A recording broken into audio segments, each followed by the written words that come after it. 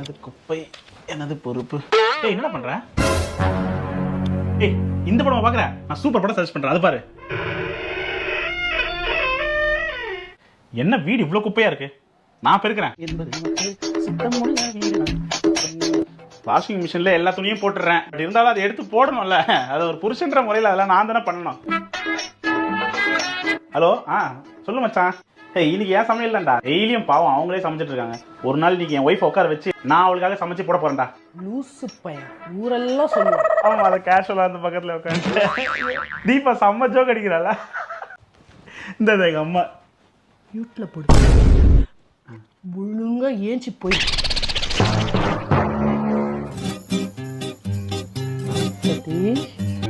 சாரிடா. இதுல என்னடா இருக்கு? சி நான் கோச்சிக்கவே இல்லை. முறைதான் ஒரு முறைதான் உன்னை பார்த்தால்